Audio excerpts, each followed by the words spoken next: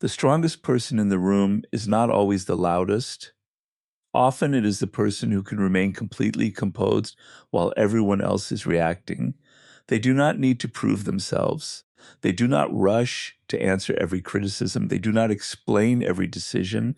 They observe, think, and choose their response carefully. Silence is a powerful form of self-control because it gives you the space to think before you allow the outside world to decide your emotional state. Many people are uncomfortable with silence because silence removes the distractions they use to avoid their own thoughts. When everything becomes quiet, you begin to notice what is happening inside your mind.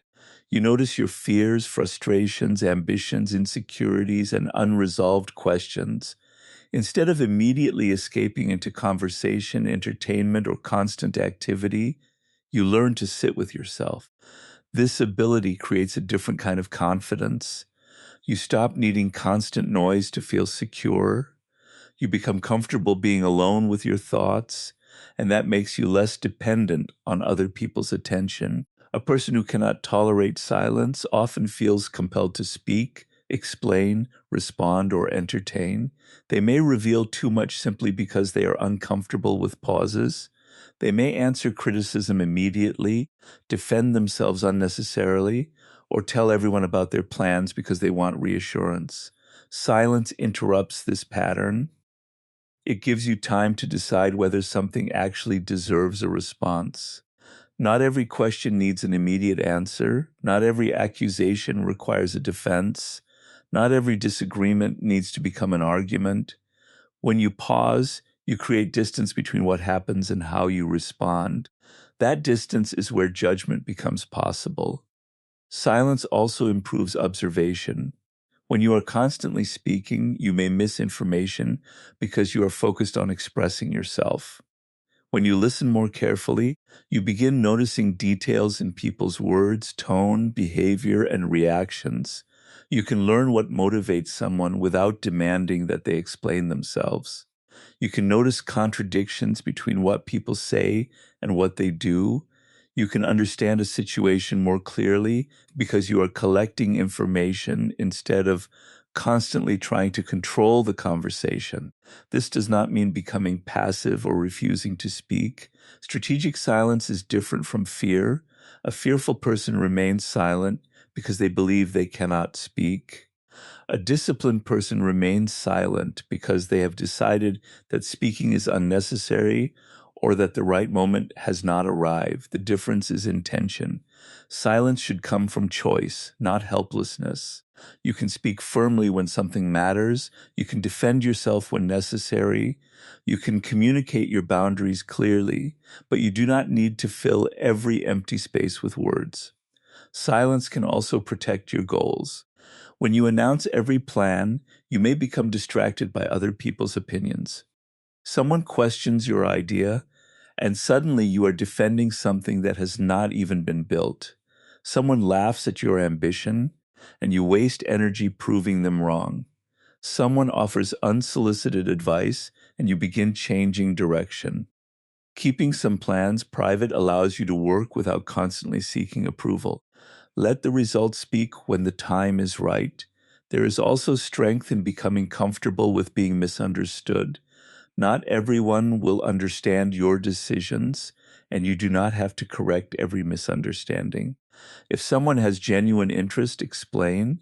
If someone is simply looking for an argument, silence may protect your peace more effectively. Your attention is valuable, and every unnecessary explanation spends some of it. Silence also helps regulate emotion. When anger rises, immediate speech often creates consequences that cannot easily be reversed. A harsh sentence spoken in a moment of anger can damage trust long after the emotion has disappeared. A pause gives the emotional intensity time to decrease. You can then decide whether the issue deserves discussion and what words will actually serve the situation. Becoming comfortable with silence, therefore, strengthens patience, observation, emotional control, and independence from external validation. You begin to understand that you do not need to react to everything you notice. You do not need to answer every person who demands your attention. You can watch, think, and choose. The world may remain noisy, but your mind does not have to become noisy with it. Stop reacting to every provocation because immediate reactions give other people access to your emotional state and allow them to influence your behavior without much effort. A provocation can be an insult, criticism, sarcastic comment, disagreement, accusation, rejection, or even deliberate silence. The important question is not whether someone has provoked you, but whether you will allow that provocation to decide what you do next. When someone knows exactly which words make you angry, they possess a kind of psychological leverage over you. If they can make you lose your temper whenever they choose, they can interrupt your concentration, damage your relationships, and pull you into conflicts that were never worth your energy. Emotional control begins with recognizing the space between what happens and what you do about it. The first reaction is often automatic. Your body becomes tense, your thoughts speed up, and you feel an immediate need to defend yourself. That reaction is normal. The mistake is believing that because the emotion appeared, you must act on it immediately. You do not. You can feel anger without speaking. You can feel insulted without retaliating. You can feel threatened without making an impulsive decision.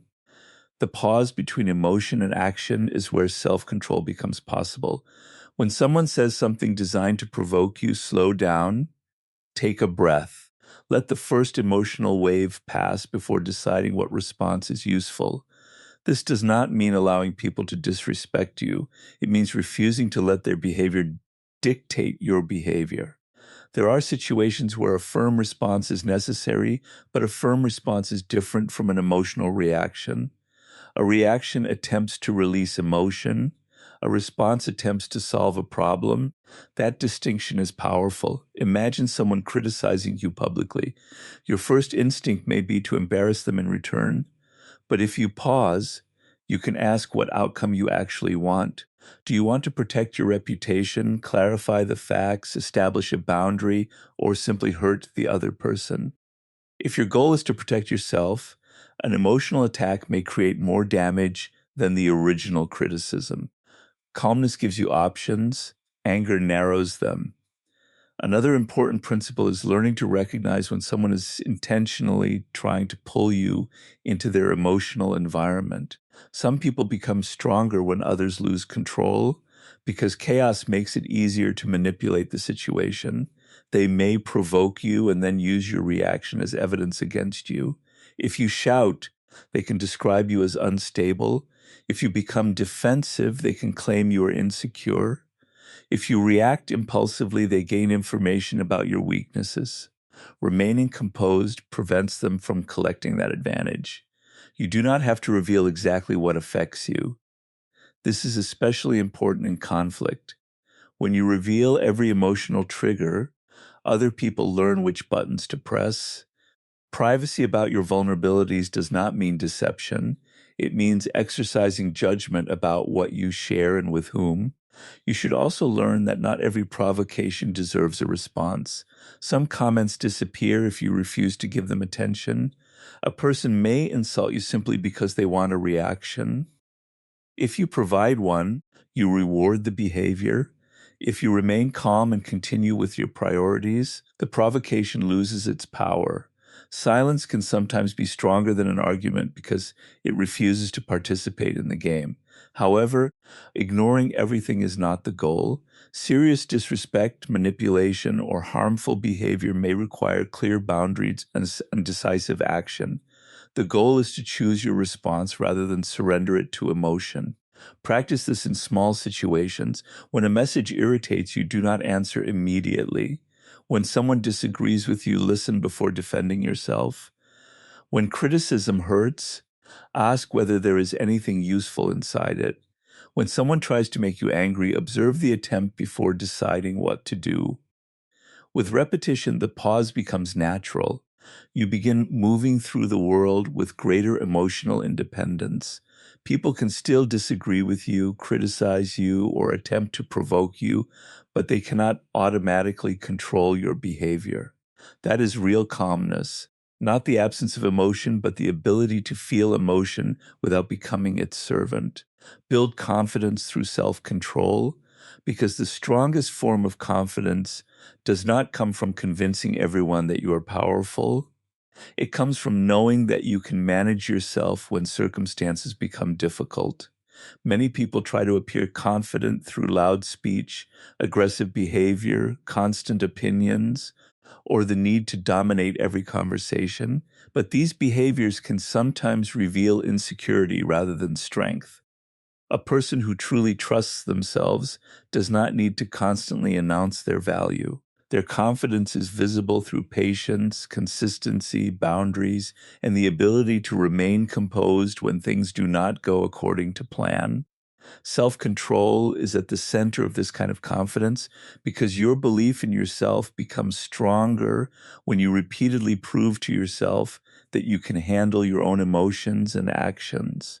Every time you resist an impulsive reaction, you build evidence that you are capable of controlling yourself. Every time you keep a promise to yourself, you strengthen self-trust. Every time you remain disciplined when motivation disappears, you become more certain that your behavior does not depend entirely on circumstances. Confidence grows from these experiences. It is not something you simply decide to have one morning. It develops through repeated action. Consider what happens when someone insults you. If your confidence depends on receiving respect from everyone, the insult can immediately disturb you. You may become defensive because the other person's words feel like a threat to your identity. But if your confidence comes from knowing who you are and what you are building, the insult has less power. You can evaluate it without automatically accepting it or attacking the person who said it. You understand that someone else's opinion is information, not a command. This does not mean ignoring useful criticism. In fact, real confidence makes it easier to accept criticism because you do not feel that every correction threatens your worth.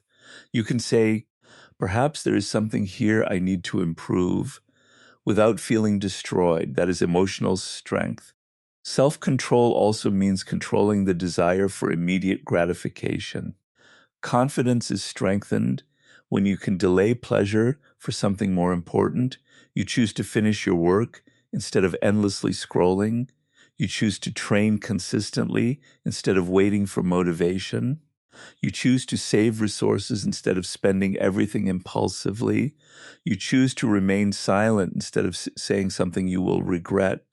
These decisions may appear small, but they accumulate.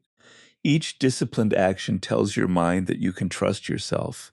On the other hand, repeatedly breaking promises to yourself weakens confidence. If you constantly say you will change and then return to the same habits, your mind begins learning that your own commitments are unreliable. This creates internal doubt. The solution is not making enormous promises. Start with commitments you can actually keep. If you decide to work for one focused hour, do it. If you decide to stop responding to unnecessary drama, follow through. If you decide to develop a skill, practice consistently. Confidence grows when your actions and intentions become aligned. Another part of self-control is learning not to seek validation constantly. When you need applause before you believe in yourself, other people become responsible for your emotional stability. Praise makes you feel strong, while criticism makes you collapse. A more stable confidence comes from internal standards. You judge yourself according to whether you are improving, acting with integrity, and following through on meaningful commitments. External opinions can still provide useful information, but they do not determine your identity. This makes you harder to manipulate because praise and criticism no longer control you equally. Self-control also creates calmness under pressure. When something unexpected happens, you may not be able to control the event, but you can control your response. You can slow down, gather information, and make a deliberate decision. That ability creates a quiet form of confidence because you know that even when circumstances become chaotic, you do not have to become chaotic with them. The person who can control their attention, emotions, words, habits, And reactions develops a kind of confidence that does not require performance. It is built privately through discipline that other people may never see. Over time, this internal control becomes visible in your behavior. You speak less impulsively, choose more carefully, recover faster from setbacks, and stop allowing temporary emotions to determine permanent decisions. Confidence then becomes less about appearing fearless and more about knowing that whatever happens, you can remain responsible for yourself.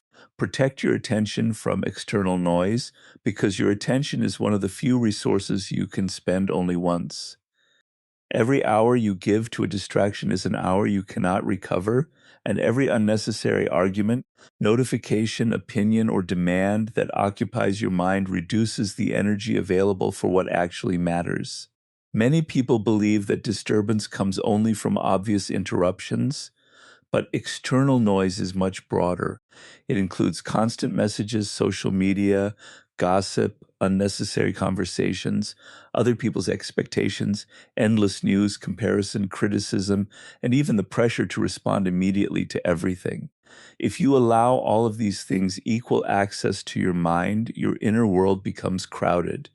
You may sit down to work with a clear goal, but within minutes you are checking your phone, answering a message, reading a comment, or thinking about something someone said earlier. Your body remains in one place, but your attention is everywhere. This makes deep concentration increasingly difficult. Protecting your attention begins with recognizing that not everything deserves a response. Someone else's urgency does not automatically become your urgency. A notification is not a command. A message does not require an immediate answer. An opinion does not require a debate. A trend does not require your participation. Once you understand this, you begin creating distance between the world, demanding your attention and your decision to give it. This distance is essential for mental freedom. One of the most powerful habits is creating periods where distractions are deliberately removed. Put the phone away while doing important work. Turn off unnecessary notifications. Avoid checking messages every few minutes. Give yourself uninterrupted periods in which your mind has only one task. At first, this may feel uncomfortable because your brain has become accustomed to constant stimulation. You may feel the urge to check something simply because silence feels unfamiliar. Resist that urge. The ability to remain with one task becomes stronger through practice. Attention is like a muscle. What you repeatedly train becomes easier to access. External noise also includes other people's emotional problems. Some people constantly bring drama, complaints, arguments, and crises into your life. If you absorb every emotional disturbance around you, you become unstable even when nothing directly affects you. You can care about people without carrying every emotion they experience. Listen when necessary, help when appropriate, but recognize where their responsibility ends and yours begins. Their anger does not have to become your anger. Their anxiety does not have to become your anxiety. Their conflict does not have to become your conflict. You can remain calm while acknowledging what is happening around you. Another form of noise is comparison. When you constantly watch what other people are doing, your attention moves away from your own path. Someone else gets promoted, launches a business, buys something expensive, becomes popular, or reaches a goal before you, and suddenly you question your progress. But you are comparing your private reality with someone else's public image. This creates unnecessary emotional pressure. A focused person measures progress against meaningful personal standards rather than constantly reacting to other people's timelines. You should also become selective about the information you consume. More information does not automatically create more wisdom. Too much information can create confusion. Choose sources that genuinely improve your understanding and ignore endless streams designed mainly to keep you engaged. There is a difference between being informed and being constantly stimulated. The first can strengthen judgment, the second can weaken it. Protecting attention also means protecting your environment. Spend more time around people who respect your goals and less time around those who constantly pull you into distractions. Your environment shapes your habits more than you may realize. If everyone around you is constantly checking phones, gossiping, complaining, or chasing entertainment, staying focused becomes harder. You do not have to judge them, but you can choose how much access they have to your time. The deeper principle is simple. You cannot control everything that enters the world around you, but you can control what you allow to occupy your mind. Noise will always exist, opinions will always exist, distractions will always appear. Your strength comes from deciding which ones deserve your attention.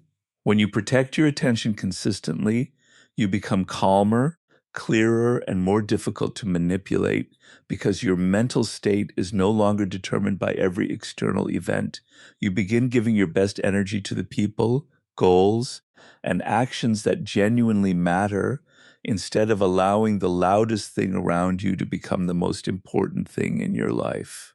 Observe more and reveal less because information is one of the most valuable forms of power in human interaction. When you speak constantly, you reveal your opinions, emotions, priorities, insecurities, ambitions, and reactions before you have had enough time to understand the people around you. When you become more observant, you begin collecting information instead of constantly giving it away. This does not mean becoming deceptive or pretending to be someone you are not. It means becoming selective about what you share and paying closer attention to what other people reveal through their words and behavior. Many people enter conversations with the goal of being noticed. They want to tell their stories, explain their achievements, defend their opinions, and prove that they understand everything. But when you are focused on proving yourself, you may miss important information. A quieter person can often see more because they are not constantly occupied with controlling the conversation.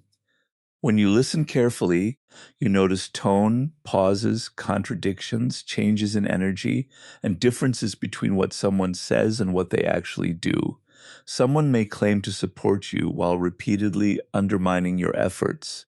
Another person may speak confidently but become uncomfortable when challenged. Someone may praise you publicly while competing with you privately.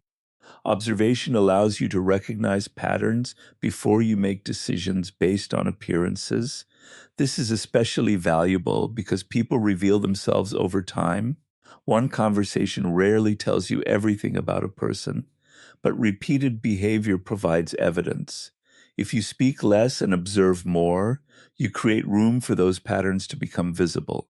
You also protect yourself from revealing unnecessary information.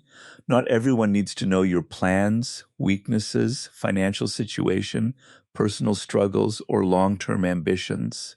Sharing everything can make you vulnerable to opinions, pressure, and manipulation. Sometimes people reveal information about themselves because they are trying to gain approval or create closeness quickly. But genuine trust should develop gradually. You can be warm without being completely exposed. You can be friendly without telling everyone everything. Privacy is not dishonesty, it is a boundary. Another advantage of revealing less is that your actions remain less predictable. If you announce every plan before acting, people have an opportunity to criticize, discourage, interfere, or create unnecessary pressure. You may even begin changing your plans simply because too many people have opinions about them. Working quietly allows you to develop without constantly seeking approval. When the results become visible, they can speak for themselves. This does not mean hiding every goal from everyone. Trusted people may need to know what you are doing, especially when cooperation is necessary. The principle is simply to share according to relevance and trust rather than impulse. Observation also improves your ability to understand conflict. Instead of immediately defending yourself, listen to what the other person is actually saying. What are they concerned about? What do they want? What assumption are they making? What emotion is underneath their words? If you respond before understanding the real issue, you may solve the wrong problem. A pause gives you time to identify what matters. The same principle applies to opportunities. When someone offers you something attractive, do not become so excited that you stop examining the details. Observe how the person behaves, what they gain, what they expect, and whether their actions match their promises. Enthusiasm can hide warning signs, while careful observation can reveal them. You should also remember that people are not the only things you should observe. Observe yourself.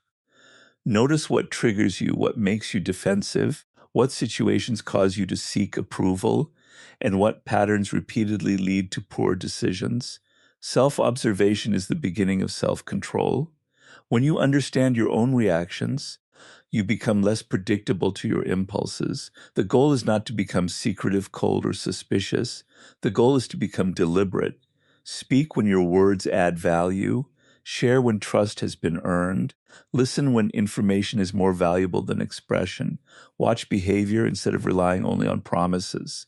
When you observe more and reveal less, you create space for judgment. You become less reactive, more aware, and harder to manipulate because you are not constantly giving away information about yourself while failing to notice what others are showing you. Make emotional stability your hidden strength because a person who can remain steady under pressure becomes difficult to manipulate, distract, or control. Emotional stability does not mean becoming cold, emotionless, or disconnected from other people. It means learning to experience emotions without allowing those emotions to control every decision you make. Anger can appear without becoming aggression. Fear can appear without becoming panic. Disappointment can appear without becoming hopelessness. Confidence can exist without becoming arrogance. The goal is not to eliminate emotion, but to develop enough control that emotion becomes information rather than an instruction. Many people give away their power because their emotional state depends entirely on what happens around them. Someone praises them and they feel valuable. Someone criticizes them and they feel worthless. Someone responds quickly and they feel important. Someone ignores them and they become anxious. Someone disagrees with them and they become defensive. Their internal state is constantly being controlled by external events. This makes them easy to disturb because anyone who understands their emotional triggers can influence their behavior. Emotional stability begins when you stop giving every outside event permission to determine how you feel and what you do. This requires a pause. When something happens that immediately triggers you, do not rush to act. Give yourself time to understand what you are feeling. Ask what exactly caused the reaction. Is the situation genuinely dangerous, or did it simply hurt your pride? Is someone actually disrespecting you, or did they express an opinion you dislike? Is the problem important enough to deserve your energy? These questions create distance between emotion and action. That distance can prevent unnecessary mistakes. Emotional stability also develops through accepting what you cannot control. You cannot control what other people think about you. You cannot control whether everyone respects you. You cannot control every outcome, rejection, delay, misunderstanding, or unexpected change. Trying to control these things creates constant tension. Instead, focus on what belongs to you, your preparation, your choices, your words, your boundaries, and your response. When you concentrate on these areas, you become less disturbed by uncertainty. Another important part of stability is refusing to make permanent decisions during temporary emotional storms. Anger can make revenge appear reasonable. Fear can make escape appear necessary. Excitement can make risky decisions appear brilliant. Sadness can make the future appear hopeless. Emotions change, but decisions can create consequences that remain. Give intense emotions time to settle before making choices that could alter your relationships, career, finances, or direction. This simple discipline can protect you from countless regrets. Emotional stability also requires learning to recover quickly. Being calm does not mean that nothing affects you. Strong people can be hurt, disappointed, or shaken. The difference is that they do not remain trapped in the reaction. They process what happened, learn what they can, and return to their path. Recovery becomes a skill. Instead of repeatedly replaying an insult, ask what it teaches you. Instead of obsessing over rejection, examine what you can improve. Instead of allowing failure to define you, treat it as information. This turns emotional experiences into sources of strength. Your environment matters as well. If you constantly consume outrage, gossip, conflict, and negativity, your mind becomes accustomed to emotional stimulation. Protecting your peace requires being selective about what you watch, read, and discuss. Not every controversy deserves your attention. Not every argument deserves your participation.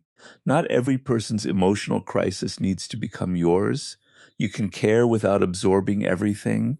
Over time, emotional stability becomes visible through your behavior. You speak more deliberately. You stop explaining yourself unnecessarily. You recover from criticism faster.